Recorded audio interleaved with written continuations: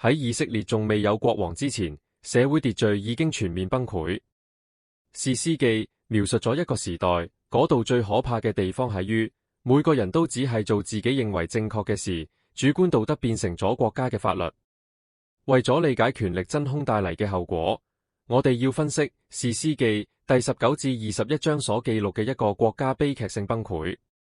呢場危機源於一種極端暴力行為。喺基比亞小鎮，一群暴徒喺半夜殘忍咁襲擊，並殺害咗一個利未人嘅妾侍。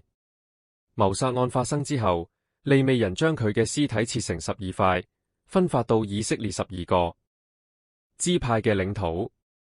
呢個係一個精心策劃嘅震撼戰術，透過將呢啲恐怖嘅提醒傳遍土地嘅每一個角落，利未人製造咗一場全國性嘅挑釁，目的係要繞過理性，引發集體且發自內心嘅憤怒。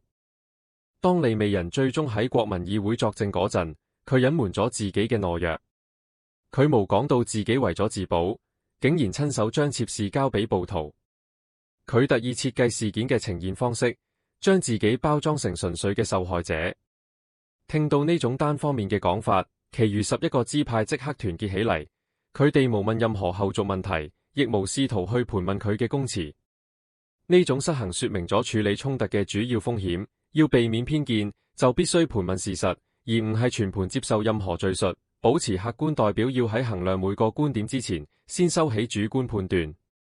最後，慈悲應該係一種保護，優先考慮恢復，而唔係單純嘅懲罰。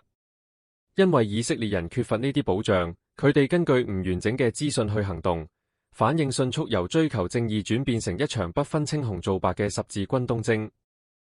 喺戰場嘅另一邊，便雅憫支派同樣根深蒂固咁執迷不悟，佢哋選擇咗支派自豪感而唔係法律，利用強大嘅軍事力量去保護基比亞嘅罪犯，逃避犯罪嘅後果。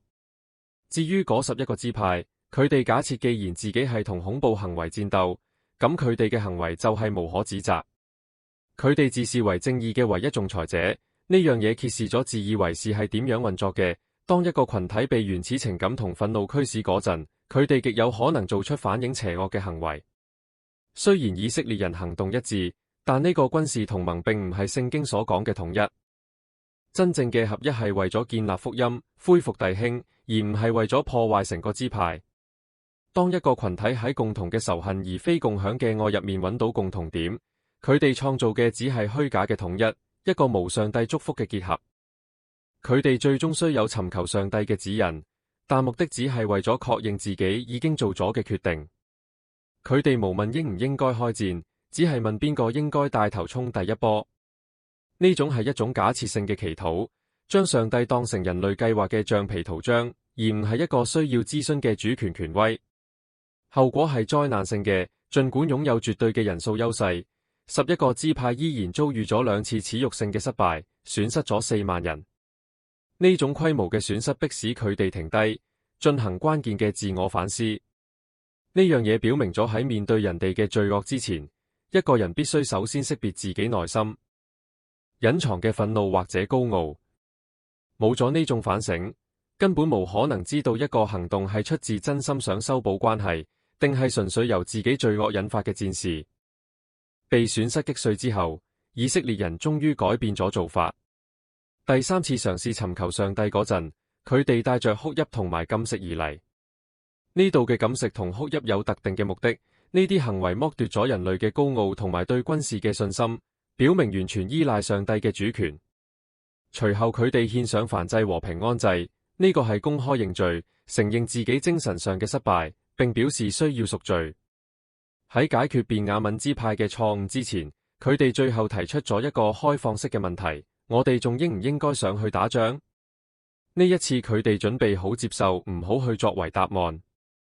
勝利嘅承諾係要等到人唔再要求上帝驗證自己，轉而完全謙卑服從之後先至出現。11個支派最終雖然贏咗，但呢個係一個嚴峻嘅結局。到衝突結束嗰陣，便雅憫支派幾乎全軍覆沒。事後生還者意識到，佢哋自以為是嘅憤怒為呢個國家留低咗永久嘅傷痕。佢哋贏咗，但係企喺一片灰燼之中。要避免呢種破壞，需要擺脫支派式嘅憤怒，轉向結構化嘅恢復。正如耶穌後來喺馬太福音18章概述嘅恢復原則，呢兩條路通向完全唔同嘅結局。愛同謙卑嘅祈禱係為咗修復社群，而人類嘅憤怒同自以為是，注定只會帶來毀滅。下次你面對衝突嗰陣，請學識放下自義之劍，喺行出下一步之前，先去尋求完整嘅真相。